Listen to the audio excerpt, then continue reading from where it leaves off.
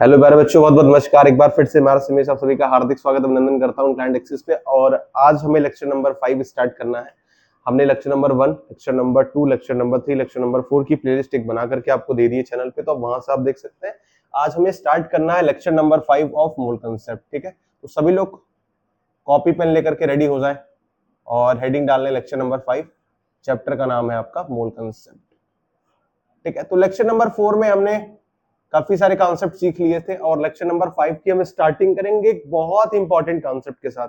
देखो यार, एक बात मैं आपको स्टार्टिंग बताना चाहता हूँ लेक्चर के। अगर आप बहुत ध्यान से देखोगे ना, तो ये जो लेक्चर है ना, वो रिलेट करता हुआ चलेगा। इस लेक्चर नंबर 1 में हमने बहुत बेसिक बेसिक मैटर के बारे में पढ़ा। फिर लेक्चर नंबर 2 में हमने थोड़ा बहुत जो है हल्का फुल्का देखा, वहां पर इलेक्ट्रॉन, प्रोटॉन, न्यूट्रॉन क्या होता है, एलिमेंट में एटॉमिक नंबर क्या होता है, एटॉमिक वेट क्या होता है। फिर उसके बाद हमने हल्का सा मोल स्टार्ट किया। मोल स्टार्ट करने के बाद उसका फॉर्मूला हमने वेट के टर्म में देखा, नंबर ऑफ पार्टिकल के टर्म में देखा। अब हम क्या करेंगे, एक इंपॉर्टेंट कंसेप्ट आपके साथ जो है डिस्कस करेंगे। ठीक है, तो हेडिंग लगाएं और हेडिंग में लिख भी लें इंपॉर्टेंट कंसेप्ट, ताकि जब आप रिवीजन करें तो इस वाले कंसेप्ट को एक बार आप रिकॉल कर सकें। ठीक है, चलिए हेडिंग लगाइए इंपॉर्टेंट कंसेप्ट की। अब वो इंपॉर्टेंट कंसेप्ट क्या है, ये मैं आपके साथ शेयर करने जा रहा हूं। ठीक है, चलिए सब लोग एक बार रेडी हो जाइए, बढ़िया से स्टार्ट करिए। चलिए स्टार्ट करते हैं। अब मैंने आपसे कहा, सपोज करिए हमारे पास कोई एक मॉलिक्यूल है। ठीक है, AX BY टाइप का हमारे पास क्या है, कोई एक मॉलिक्यूल है। मैंने कहा सही बात है यार, अगर हमारे पास AX BY टाइप का ये मॉलिक्यूल है और हम इसको आयोनाइज कराना चाहते हैं। ठीक है, जब हम इसको क्या कराना चाहते हैं, आयोनाइज कराना चाहते हैं। तो जब हम इसको आयोनाइज कराएंगे तो होता क्या है, ये जो A के नीचे जो X लिखा है ना, तो ये X आगे आ जाता है। ठीक है, और A पर कुछ चार्ज आ जाएगा। कैसा चार्ज आएगा, प्लस Y चार्ज आएगा। बताऊंगा अभी कैसे हुआ। ठीक है, उसके बाद यहां पर देखो B के नीचे क्या लिखा है, Y लिखा है, तो ये Y आगे आ जाएगा। अब B पर चार्ज क्या आ जाएगा, -X। अब होता ये है कि ये वाला जो चार्ज है वो इस तरफ आ जाता है, ये वाला जो चार्ज है वो इस तरफ आ जाता है। ठीक है, उसके बाद जो नीचे वाला लिखा है वो आगे बढ़ जाता है, तो यहाँ पे इस तरफ आ जाता है। ठीक है, तो इस तरीके से हम इसको आयोनाइज करेंगे। अब सवाल ये बनता है कि अगर हमने इस मॉलिक्यूल को आयोनाइज किया है और हमें नंबर ऑफ एटम निकालने हैं, तो सबसे पहला काम हमारा ये होता है कि हम किसके एटम निकालते हैं। हम मान लीजिए ए और बी दो चीज है, तो सबसे पहले क्या निकालते हैं, number of total A atom निकालते हैं। Number of total A atoms, यानी ए के कितने एटम्स हैं। तो नंबर ऑफ टोटल, अगर आपको ए एटम निकालना है तो उसके लिए आपको देखना पड़ेगा ए के कितने एटम पार्टिसिपेट कर रहे हैं। तो यहां से पता चलता है ए के एक्स एटम पार्टिसिपेट कर रहे हैं, तो ये हो जाएगा x into number of mole of AX BY molecule into Avogadro number. ठीक है, आई होप सो कि आपको ये चीज समझ में आ रही होगी। इसी तरीके से मान लीजिए अगर आपसे पूछ ले, ऐसे पूछे नंबर ऑफ टोटल बी के एटम बताओ, नंबर ऑफ टोटल बी के एटम पूछ ले, तो बी में कितने एटम पार्टिसिपेट कर रहे हैं, तो वाई कर रहा है, तो y into number of mole of AX BY molecule into Avogadro number. अच्छा, ये तो उसने क्या है, स्पेसिफाई कर दिया कि ए के एटम बताओ, बी के एटम बताओ। अगर वो क्लियर ना करे, अगर क्लैरिफाई ना करे, वो आपसे ये पूछ ले कि नंबर ऑफ टोटल एटम्स बताइए, तो क्या करोगे, सोच के बताओ। अगर वो कुछ इस प्रकार से पूछ ले, नंबर ऑफ टोटल एटम पूछ ले, तो आपको क्या करना पड़ेगा। अब एटम तो ए भी है, बी भी है, और टोटल एटम पूछ रहा है। क्या पूछ रहा है, टोटल एटम पूछ रहा है, तो एक्स प्लस वाई हो जाएगा। क्या हो जाएगा, एक्स प्लस वाई, क्योंकि दोनों एटम है। X plus y into number of mole of AX BY molecule into Avogadro number से इसका NaCl क्या कर देंगे, मल्टीप्लाई कर देंगे। ठीक है, आई होप सो कि आपको ये बात समझ में आ रही होगी। एक बार देख लो, बहुत आराम से अच्छे तरीके से देख लो। एक्चुअल में होता क्या यार, जैसे अगर आप ये सोचो, जैसे मान लो मैं आपको एग्जांपल देता हूं, एक इंपॉर्टेंट बात यहां पर बताता हूं। ठीक है, बहुत ध्यान से देखना, इस वाले कंसेप्ट को मैं यहां सिखाने जा रहा हूं, बहुत ध्यान से देखना। ऐसे मैंने वाटर का फॉर्मूला लिखा, तो वाटर का फॉर्मूला H2O होता है, सभी को पता है। ये किसका फॉर्मूला है, वाटर का फॉर्मूला है। ठीक है, हम इसको H2O कहते हैं। तो अगर मैंने आपसे कहा कि यार एक मॉलिक्यूल वाटर, सुनो बहुत ध्यान से, मैंने आपसे कहा अगर एक मॉलिक्यूल वाटर का फॉर्मेशन करना है, अगर एक मॉलिक्यूल वाटर का फॉर्मेशन करना है, तो हाइड्रोजन के कितने एटम लगेंगे, ऑक्सीजन के कितने एटम लगेंगे। तो आपने कहा यार, जब हमें एक मॉलिक्यूल वाटर का फॉर्मेशन करना होता है, बहुत ध्यान से सुनिएगा, ये बात बहुत इंपॉर्टेंट लाइन है। जब हमें एक मॉलिक्यूल वाटर का फॉर्मेशन करना होता है तो उसमें हाइड्रोजन के 2 एटम पार्टिसिपेट करते हैं। एक्चुअल में जो हाइड्रोजन के नीचे क्या लिखा है, यहां पर 2 लिखा है ना, तो हम ये कहते हैं कि हाइड्रोजन के 2 एटम पार्टिसिपेट कर रहे हैं। और ऑक्सीजन में नीचे कुछ नहीं लिखा है तो हम एक मान लेते हैं। जब कुछ ही टर्म के नीचे मान लो जैसे ऑक्सीजन लिखा है या कुछ नहीं लिखा है तो मानते हैं कि वो एक एटम है, क्योंकि सिंगल ऑक्सीजन एटम है। तो ऑक्सीजन का एक एटम और हाइड्रोजन के 2 एटम जब पार्टिसिपेट करते हैं तो वो फॉर्मेशन करते हैं एक मॉलिक्यूल वाटर। बात समझ में आई? इंपॉर्टेंट बात है ये चीज, अगर आप यहां पर समझे तो नोट करके आप ये चीज लिख सकते हैं, चाहे तो अपनी समझ के लिए। इस वाले कंसेप्ट से बता रहा हूं, अगर हमको एक मॉलिक्यूल ऑफ वाटर का फॉर्मेशन करना है, ठीक है, अगर हमको एक मॉलिक्यूल ऑफ वाटर का फॉर्मेशन करना है तो हमें ये चीज पता होनी चाहिए कि 2 हाइड्रोजन एटम पार्टिसिपेट करेंगे और एक ऑक्सीजन एटम पार्टिसिपेट करेगा। तब इन दोनों का रिजल्टेंट मिलके क्या बनाएगा, एक molecule of water. I hope so कि अब आपको ये बात समझ में आ गई होगी, मैंने लिख करके भी आपको दिखा दिया है, ठीक है। अगर आपको एक मॉलिक्यूल वाटर का फॉर्मेशन करना है तो 2 हाइड्रोजन के एटम, एक ऑक्सीजन के एटम, जब ये कंबाइन करेंगे तब जाकर के एक मॉलिक्यूल ऑफ वाटर बनेगा।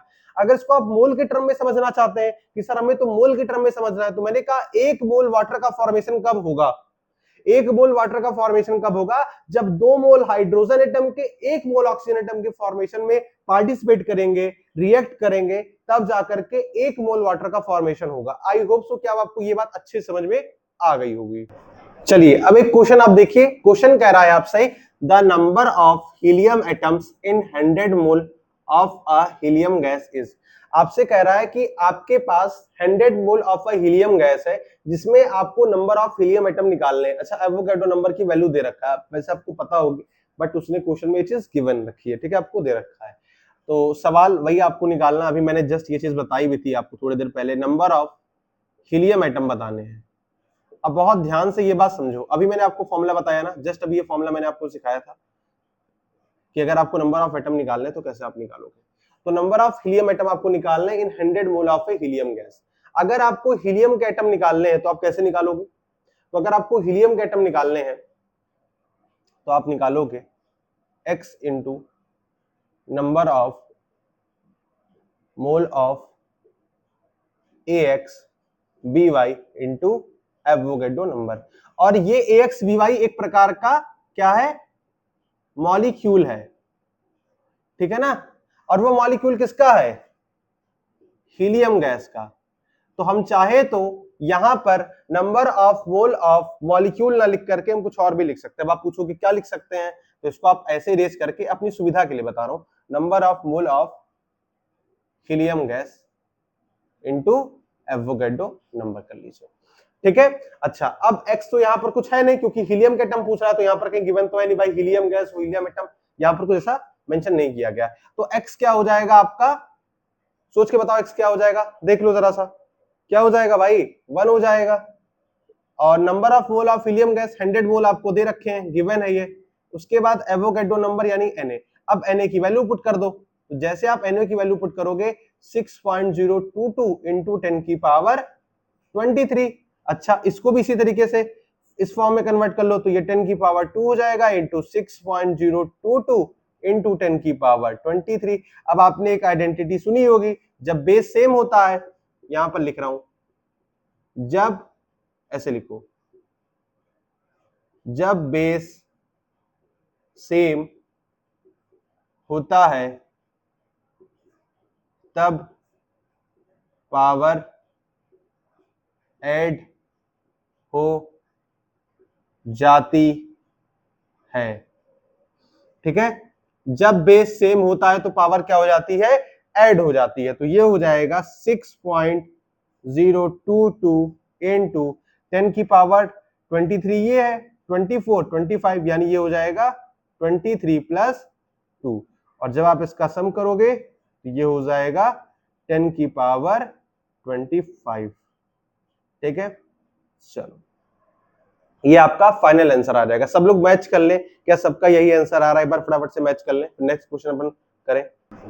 चलिए प्यारे बच्चों, एक नया क्वेश्चन देखिए, आपसे कह रहा है कि 0.0585 gram of NaCl present in a container और मॉलिक्यूलर वेट NaCl का आपको 58.5 ग्राम पर मोल दे रखा है। ठीक है, आप यूनिट चाहे तो लिख लें, यहाँ पर यूनिट हो जाएगी ग्राम पर मोल। ठीक है, अच्छा अब आपसे पूछ रहा है number of mole of NaCl, पहला question. Number of molecule of NaCl in a container, दूसरा question. Calculate total number of ions in a container, ये आपसे तीसरा क्वेश्चन पूछ रहा है। एक एक करके क्वेश्चन सॉल्व करते हैं। तो सबसे पहला क्वेश्चन सॉल्व करते हैं। पहला क्वेश्चन में कह रहा है number of mole of NaCl, तो हेडिंग लगाए, लिखे number of mole of NaCl। ठीक है, फटाफट से एक बार इसका आप आंसर करें। Number of mole of NaCl, तो number of mole of NaCl कैसे निकलेगा भैया? आपको क्या दे रखा है? वेट दे रखा है, वेट ऑफ NaCl दे रखा है, divided by molecular weight of NaCl भी आपको गिवन है। इन दोनों को अगर वेट को मॉलिक्यूलर वेट से डिवाइड कर दे तो हमें मोल मिल जाएगा, आपको फॉर्मूला पता है। मैंने कहा अच्छा, तो कैसे निकालोगे भैया? अब इसको निकालो। वेट ऑफ NaCl कितना है? 0.0585, यहां पर ग्राम रहेगा। ठीक है, और मॉलिक्यूलर वेट कितना हो जाएगा? 58.5। अच्छा ध्यान से देखो, अब ये पॉइंट इधर आएगा, तो ये पॉइंट इधर आएगा, तो इससे एक पॉइंट इधर चला जाएगा। ठीक है, अब देखो देखो ध्यान से देखो, ये जो पॉइंट है, अगर इस पॉइंट को हम इधर कर दें तो ये पॉइंट इधर आ जाएगा, इस तरफ आ जाएगा, तो इधर से एक पॉइंट चला गया। अब यहां पर कितने बचे? 1 2 3, यानी 3 प्लेस के बाद यहां पर जो है आप काउंट करोगे। उसके बाद तो यहां से पॉइंट हटेगा, तो यहां पर जो है नीचे 1 2 3 ऐसे हो जाएगा। मैंने कहा सही है।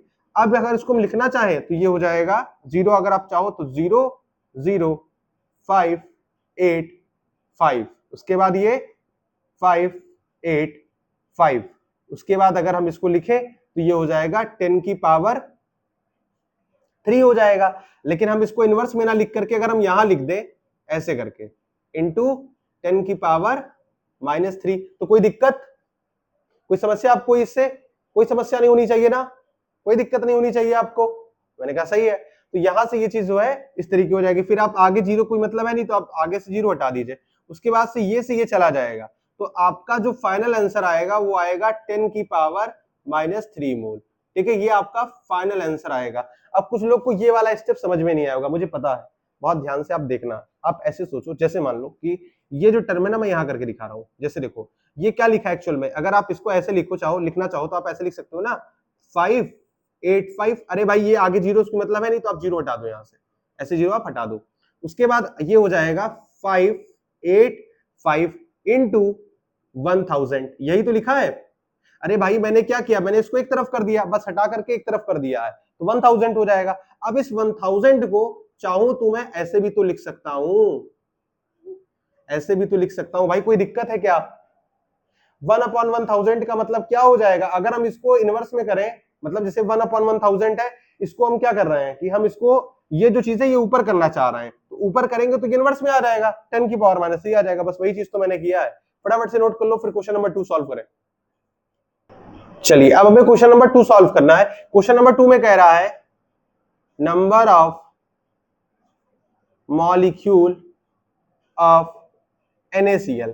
अच्छा ये किसके बराबर होता है? ये होता है number of mole of NaCl into Avogadro number. तो number of mole of NaCl कितना आया था? 10 की पावर -3 और इनटू Na हो जाएगा। तो ये आपका क्वेश्चन नंबर सेकंड का आंसर आ जाएगा। चलिए अब क्वेश्चन नंबर 3 सॉल्व कर देते हैं, लगे हाथ। कह रहा है calculate total number of ions in a container. अब बच्चे ऐसे सर पे हाथ रख के बैठ जाएंगे, sir total number of ions तो पढ़ाया नहीं मैंने आपको एक बात मतलब सोची थी कि मैं आपको लिखवाऊंगा, बट मैं चाह रहा था कि एक बार आप ये क्वेश्चन कर लो फिर मैं आपको लिखवाऊं। ठीक है, तो एक बार आप ये क्वेश्चन कर लो, फिर मैं आपको बताता हूं वो बात जो मुझे आपको बतानी थी। ठीक है, फिर आपको समझ में आएगा। आपको लिखना है टोटल नंबर ऑफ आयंस। ठीक है, चलो अब ये हेडिंग डाल करके आप ये बात छोड़ दो। अब मैं आपको इधर लेकर के चलता हूं, यहां पर कुछ इंपॉर्टेंट बात जो मैं इधर लिखवा रहा हूं। अच्छा देखो, ये जो मैं बॉक्स में लिखवाता हूं ना, आप इसको अच्छे से नोट किया करो बढ़िया, ताकि आपको याद रहे। तो याद रखना, अगर वो आपसे नंबर ऑफ एटम या नंबर ऑफ आयंस, मैंने क्या कहा आपसे? नंबर ऑफ एटम या नंबर ऑफ आयंस पूछे, दो में से कुछ भी पूछ लेगा, नंबर ऑफ एटम पूछेगा या नंबर ऑफ आयंस पूछेगा, या तो नंबर ऑफ एटम पूछे या फिर नंबर ऑफ आयन पूछे, आपको सेम चीज ही लगानी है, सेम कंसेप्ट यूज। ठीक है, आपको सेम कंसेप्ट यूज करना है। ऐसा नहीं कि नंबर ऑफ आयंस पूछ लिया तो हम अलग कंसेप्ट लगा देंगे ना। इंपॉर्टेंट बात है, इस बात को नोट कर लो, ये मोस्ट इंपॉर्टेंट बात है भाई ये। ठीक है, मोस्ट इंपॉर्टेंट बात है ये। अगर आपसे नंबर ऑफ एटम या फिर नंबर ऑफ आयन दोनों में से कुछ भी पूछ सकता है, आपको सेम कंसेप्ट यूज करना, कुछ अलग नहीं लगा देना है। ये नहीं कि नंबर ऑफ आयन पूछा तो कुछ अलग लगा दोगे ना, सेम नंबर ऑफ एटम और same for number of ions. ठीक है, चलिए अब टोटल नंबर ऑफ आयंस के लिए हम वही फॉर्म लगाएंगे जो हम नंबर ऑफ एटम के लिए पढ़े। तो क्या था formula, x into number of mole of NaCl into Na, ये हो जाएगा। तो x क्या आ जाएगा, नंबर ऑफ आयन कैसे काउंट करोगे, मैंने कहा कुछ नहीं करना भैया, सीधी सी बात है। अगर आप ध्यान से देखो तो ये NaCl लिखा है, ठीक है। अब सोडियम का एक एटम है, Cl का एक एटम है, तो एक सोडियम का एटम, एक Cl का एटम, तो टोटल नंबर ऑफ आयन कितने हो जाएंगे, 1 और 1 कितने हो जाएंगे, 2 हो जाएंगे। तो ये हो जाएगा 1 + 1, और टोटल नंबर ऑफ मोल कितना आया था, 10 की पावर 3 इंटू Na। तो आप सॉल्व करोगे 2 इंटू 10 की पावर -3 इंटू एवोगैड्रो नंबर यानी Na, ये आपका फाइनल आंसर आ जाएगा। फटाफट से एक बार नोट कर ले, हमने तीनों क्वेश्चन सॉल्व कर लिया है। बहुत इंपॉर्टेंट क्वेश्चन था, बहुत अच्छा क्वेश्चन था, बहुत बढ़िया क्वेश्चन था। इस पूरे क्वेश्चन में हमने ये चीज सीखा कि मोल ऑफ NaCl कैसे निकाल लेंगे, number of molecule of NaCl कैसे निकाल लेंगे, टोटल नंबर ऑफ आयन कैसे निकाल लेंगे। बस आपसे प्लीज मेरी ये रिक्वेस्ट है, याद रखिएगा, बहुत इंपॉर्टेंट है। Number of atom, number of ion, कोई डिफरेंट चीजें यहाँ पर सेम कंसेप्ट लगाना, कोई डिफरेंट मत लगा देना, एक ही कंसेप्ट यहाँ पर लगाना है। ठीक है, इसलिए मैंने इसको आपको किनारे नोट करके दिखा दिया है। ठीक है, सवाल भी करा दिया। चलिए नेक्स्ट क्वेश्चन देखिए, आपसे कह रहा है 0.01 mole of O3 gas present in a container, the total number of atoms in a container. तो आपसे पूछ रहा है कि भैया आपको टोटल नंबर ऑफ एटम बताने हैं। ठीक है, क्या बताने हैं, टोटल नंबर ऑफ एटम्स बताने हैं। अब यहां पर देखो दो तीन चीज अगर आप बहुत ध्यान से देखो तो आपको एक बात समझ में आ सकती है। यहां से दो सवाल बन सकते थे। कौन से सवाल बन सकते थे, यहां से total number of oxygen atom पूछ सकता था, तो टोटल नंबर ऑफ एटम पूछेगा। हम दो सवाल करेंगे यहाँ पर, अभी इस सवाल को मैं थोड़ा सा मॉडिफाई करके दो सवाल करूंगा, लेकिन उससे पहले मैं आपको कुछ खास बातें बताना चाहता हूँ। ये O3 गैस जो लिखा है, इसको एक्चुअल में कहते क्या है, तो ये जो O3 गैस है इसको हम ओजोन गैस कहते हैं। ठीक है, इसको क्या कहते हैं, हम ओजोन गैस कहते हैं। ठीक है, क्लियर है बात, इसको क्या कहते हैं, ओजोन गैस कहते हैं। अरे सॉरी, एक मिनट को जाओ भैया।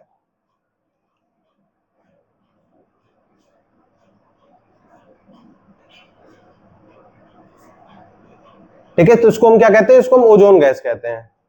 चलो अब हम सवाल करेंगे। तो पहला सवाल यहां से जो बन सकता था वो ये बन सकता है, टोटल नंबर ऑफ एटम। तो हम लिखेंगे टोटल नंबर ऑफ एटम्स। ठीक है, तो टोटल नंबर ऑफ एटम्स कितने आ जाएंगे भैया, कितने एटम ऑक्सीजन के पार्टिसिपेट कर रहे हैं, 1 2 3। कैसे पता 3, अरे नीचे 3 लिखा, देखो यहाँ पर ये क्या लिखा है भाई, अगर आप ध्यान से देखो O3 ऐसे लिखा जाता है, तो ये क्या है, न्यूमेरिकल वैल्यू यहाँ पर क्या लिखी है सर, 3 लिखी है। जब न्यूमेरिकल वैल्यू 3 लिखी है तो यहाँ पर टोटल नंबर ऑफ एटम में कितना आ जाएगा, 3 into number of mole of O3 gas into Avogadro number. अच्छा, अब यहां पर ये हो जाएगा 3, और ये कितना दे रखा है 0.01 इंटू Na। तो सॉल्व करोगे तो ये आ जाएगा 0.03 Na। ये आपका फाइनल आंसर आएगा। ठीक है, चेक कर लीजिए क्या सभी का यही आंसर आ रहा है, चेक करके बताएं। अब कुछ लोग ये सोच रहे होंगे कि सर अगर मान लो वहां पर Na के हिसाब से ऑप्शन ना दे, ये मान लो MCQ में क्वेश्चन आ जाए तो हम क्या करेंगे। मैंने कहा ठीक है, स्टेप और कर देता हूं भाई, ध्यान से देखो। ये हो जाएगा 0.03 इंटू 6.022 इंटू 10 की पावर 23। सही लिखा है ना भाई। अब ध्यान से देखना, ये पॉइंट हटेगा तो यहां पर ये हो जाएगा 03/100 इंटू 6.022 इंटू 10 की पावर 23। मैंने कहा और अब यहां से आप जीरो चाहो तो हटा दो, तो अब ये हो जाएगा 3/100, 3/100। अब इस 3/100 को अगर मैं थोड़ा सा अलग करके लिखूं तो मैं इसको ऐसे भी तो लिख सकता हूं, इसको भाई यहां पर 3 लिख दो इंटू 1/100। अब ये 3/100 ही तो है। अच्छा, और इंटू 6.022 इंटू 10 की पावर 23। मैंने कहा थोड़ा सा एक स्टेप और यहां से आगे बढ़ते हैं, क्या करते हैं, इस 3 को ऐसे ही रहने देते हैं और 100 को इनवर्स के फॉर्म में लिखते हुए इसको हम 10 की पावर -2 भी तो लिख सकते हैं। बताओ लिख सकते हैं कि नहीं लिख सकते हैं भाई? लिख सकते हैं। सर अब बेस सेम है, अभी मैंने रूल पढ़ाया था, जब बेस सेम हो तो पावर ऐड हो जाते हैं, तो बस पावर ऐड कर दो। 3 इंटू 6.022 इंटू 10 की पावर 23 -2। इसको सॉल्व करोगे तो ये आ जाएगा 3 इंटू 6.022 इंटू 10 की पावर 21 आ जाएगा। बोलो फटाफट से भाई, ऐसे ही आ जाएगा। ठीक है सर, अब हम इसको अगर अच्छे से लिखें, ये वाला स्टेप यहां करें, तो फाइनल आंसर हमारा आएगा, जब मल्टीप्लाई कर देंगे तो ये आ जाएगा 18.022 इंटू 10 की पावर 21। ये आपका क्या आ जाएगा, फाइनल आंसर आ जाएगा। ठीक है भाई, आपका क्या आ जाएगा, फाइनल आंसर आ जाएगा। समझ में आ रही है बात एकदम बढ़िया तरीके से, ये आपका फाइनल आंसर आ जाएगा। अगर आपको नीचे यहां पर क्लियर ना दिख रहा हो तो कहो हम आगे लिख दें, तो ये आपका फाइनल आंसर कितना आ जाएगा, यहां पर ये फाइनल आंसर आपका आ जाएगा 18.022 इंटू 10 की पावर 21, और इसको आप 1.8022 इंटू 10 की पावर 22 भी लिख सकते हो। ये दोनों आंसर हो सकता है आपका। ठीक है, और करके लिख दे रहा हूं, चाहे आप ऊपर वाला आंसर कर देना, चाहे आप नीचे वाला आंसर कर देना, अब जो आपको दिया रहेगा उसी हिसाब से आप इसको जो है लिख लेना। ठीक है, चलो बहुत बढ़िया, नोट कर लो इसको। चलिए अब ये सवाल करिए, लिखा है aspirin has the formula of C9H8O4। भैया एस्प्रिन दिया है और उसका फॉर्मूला आपको मेंशन किया है, C9H8O4 होता है। जैसे ग्लूकोज का फॉर्मूला C6H12O6 होता है, सुक्रोज का फॉर्मूला C12H22O11 होता है, यूरिया का फॉर्मूला NH2CuNH2 होता है, वैसे ही कंपाउंड आपका एस्प्रिन है, उसका फॉर्मूला C9H8 है। How many atoms of oxygen are there in a tablet of weighing 360 यानी 360 मिलीग्राम। अब भैया सबसे इंपॉर्टेंट तो आपको पता होना चाहिए, सबसे इंपॉर्टेंट बात कि 1 मिलीग्राम में कितने ग्राम होते हैं। चलो फटाफट से सब लोग रिप्लाई करो भैया, देख लो आपको ये बात पता है कि नहीं पता है, मैं चेक करना चाहता हूं। सभी लोग फटाफट से रिप्लाई करें एक बार, 1 मिलीग्राम में कितने ग्राम होते हैं। तो 1 मिलीग्राम में आपके जो है 10 की पावर -3 ग्राम होते हैं। ठीक है, ये बात आपको पता होनी चाहिए, नहीं पता है तो अब से ये बात नोट कर लें कॉपी में, ऐसे पॉइंट लगा करके 1 मिलीग्राम इज इक्वल टू 10 की पावर -3 ग्राम के। ठीक है, उसके बाद सवाल देखिए आपसे क्या कह रहा है, कह रहा है how many atoms of oxygen are tablet of a weighing 360 milligram. ठीक ठीक ठीक, तो आपको निकालना है total number of oxygen atoms, यही तो निकालना है आपको। Total number of oxygen atom आपको निकालना है, बहुत ध्यान से देखना। आपसे क्या पूछ रहा है, total number of oxygen atom पूछ रहा है, तो आपसे पूछ रहा है, यहां पर देखो क्वेश्चन लिखा भी, how many atoms of oxygen are there in a tablet of weighing 360 milligram. ठीक है, तो आपको total number of oxygen atom निकालना है, तो कैसे निकालोगे, यहां पर x यानी जितने ऑक्सीजन होंगे into number of mole of aspirin into Avogadro number. भैया यही तो फॉर्मूला होगा इसका, बताओ जरा सा सोच के, यही तो होगा। मैंने कहा सही बात है, तो x कितना होगा, अब एस्पिरिन लिखा है, यहां पर देखो लिखा है C9H8O4, तो ऑक्सीजन का कितना एटम पार्टिसिपेट करके एक मॉलिक्यूल एस्पिरिन का फॉर्मेशन कर रहा होगा, तो ऑक्सीजन का 4 एटम पार्टिसिपेट कर रहा है। देखो नीचे लिखा भी तो 4, अरे यार आपको देखना होता, बस उस एलिमेंट के नीचे क्या लिखा है आप ये देख लो, पता चल जाएगा आपको। तो यहाँ पर 4 लिखा है, ठीक है, तो हम यहाँ पर x की जगह कितना डाल देंगे, 4 डाल देंगे। अच्छा, नंबर ऑफ मोल कैसे निकलेगा, ये आ जाएगा weight of aspirin, weight of aspirin divided by molecular weight के, molecular weight of aspirin into Avogadro number के, ऐसे करके निकाल दो, आपका आंसर आ जाएगा। क्लियर बात है, चलो बहुत ध्यान से। ठीक है सर, वेट ऑफ एस्पिरिन तो पता है, वेट ऑफ एस्पिरिन तुमको पता है, कितना पता है 360, और इसको ग्राम में कन्वर्ट करेंगे तो 10 की पावर -3 ग्राम हो जाएगा। मॉलिक्यूलर वेट नहीं पता और एवोगाड्रो नंबर भी पता है हमको। हमने कहा अच्छा, मतलब आपको मॉलिक्यूलर वेट निकालना है किसका, इसका मॉलिक्यूलर वेट निकालना है आपको इसका। तो कैसे निकालोगे, बहुत आसान है यार, निकाल लेंगे अपन, कोई बहुत बड़ी बात नहीं है। कार्बन के एक एटम का कितना होता है 12, कितने हैं 9। ऑक्सीजन के एटम का कितना होता है 1, कितने हैं 8। ऑक्सीजन का 16 है, कितने 4। ठीक है, अब आप जब सॉल्व करोगे तो 12 इंटू 9 करोगे तो ये आ जाएगा 108 + 8 और 64। ठीक है। बाद में जब आप इसको कैलकुलेट कर लोगे, अच्छे से कैलकुलेट कर लोगे, तो आपका जो फाइनल आंसर आता है वो 180 के बराबर आता है। ठीक है, यानी 180 ग्राम पर मोल आता है। ठीक है, कैलकुलेट करने के बाद तो आप डाल दो, यहां पर 180 डाल दो।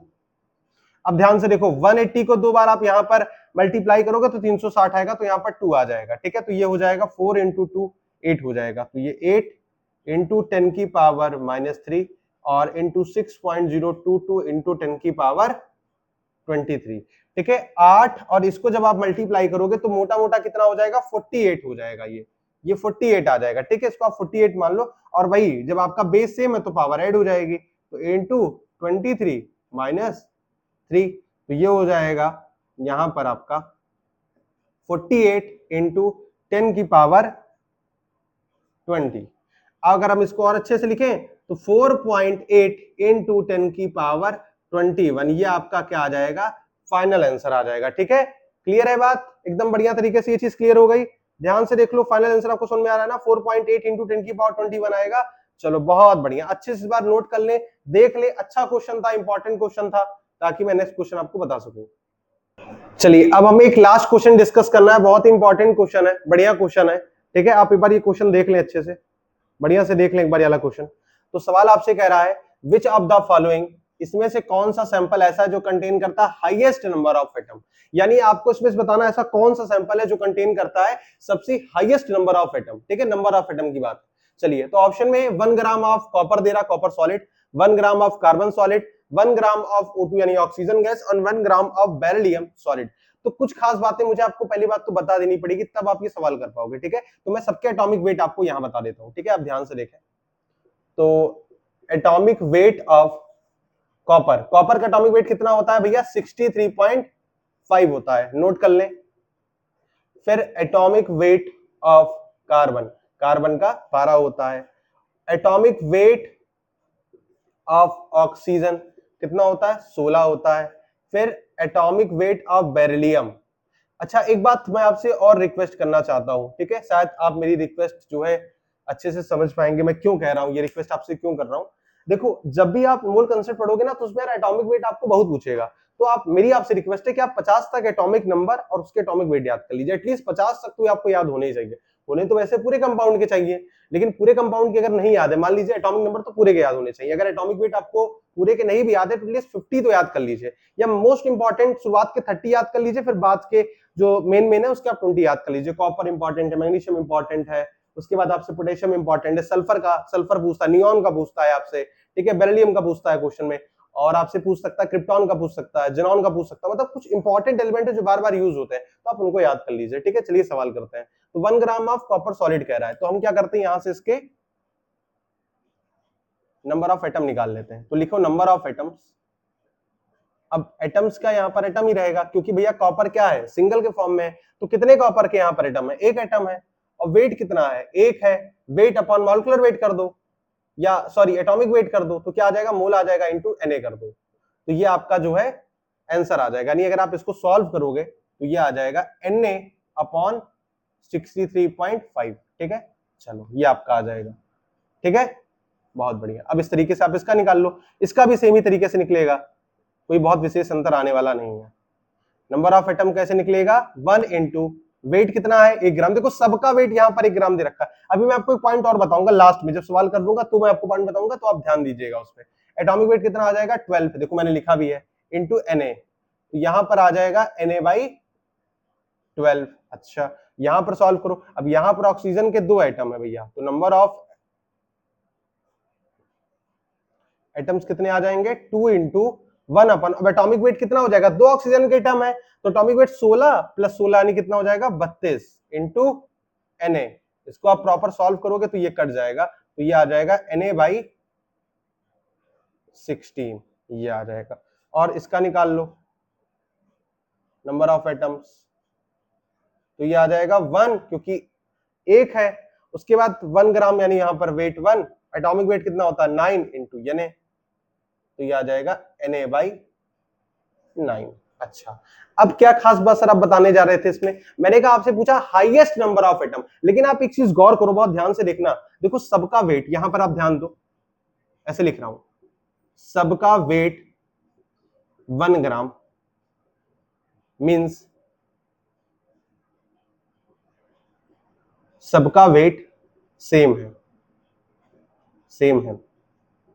मैंने कहा बात तो सही है यार, सबका वेट 1 ग्राम है मीन्स सबका वेट सेम है। अच्छा, और एक बात क्या है भैया, एवोगैड्रो का जो नंबर होता है ना, ये कांस्टेंट नंबर है, एक वैल्यू है, एक न्यूमेरिकल वैल्यू, तो ये भी सबके लिए सेम है। मतलब न्यूमरेटर जो सबका है, अगर आप ध्यान से देखो, सबका न्यूमरेटर Na है, सबका न्यूमरेटर Na है, सबका न्यूमरेटर क्या है, Na है, सबका न्यूमरेटर क्या है, Na है। मतलब Na और Na ये सबका सेम होगा। क्या होगा? सबका सेम होगा। और मैंने आपसे कहा अगर न्यूमरेटर देखो, पहले तो हमें, अब मान लो कोई नंबर लिखा है, मान लो ऐसे कोई नंबर लिखा है x/y, अब इस नंबर को हमें पता करना है ये नंबर छोटा है या बड़ा है, तो इस नंबर की लड़ाई किस पे चलेगी? न्यूमरेटर पे चलेगी, डिनोमिनेटर पे चलेगी। लेकिन मैंने कहा यार ये x जो है वो सबके लिए सेम है, तो अब लड़ाई किस पे चलेगी? अब डिनोमिनेटर पे चलेगी। और याद रखना ये बात, बहुत ध्यान से सुनो, 1/4 और 1/2 में कौन छोटा है? बताओ, 1/4 और 1/2 में कौन छोटा है? मैंने कहा 1/4 छोटा है। कैसे पता आपको ये बात?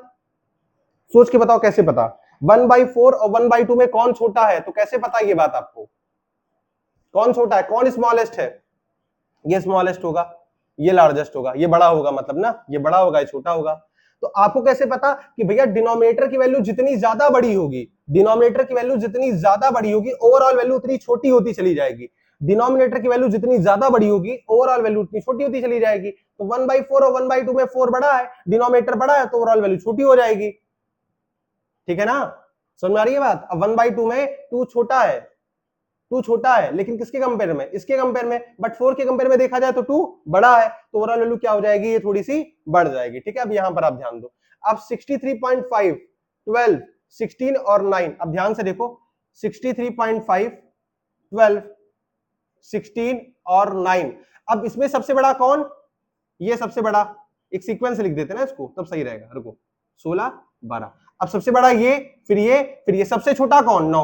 और डिनोमिनेटर जिसका सबसे छोटा, वो वैल्यू सबसे बड़ी हो जाएगी, यानी ओवरऑल, ओवरऑल ये वैल्यू सबसे बड़ी होगी।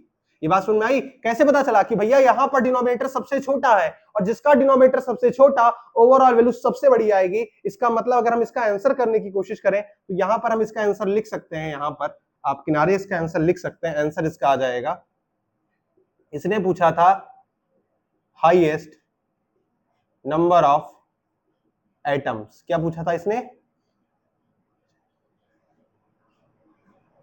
Highest number of atom. तो वो किसका निकल के आएगा? निकल के आएगा 1 ग्राम ऑफ बेरिलियम सॉलिड का। ये आपका आंसर होगा।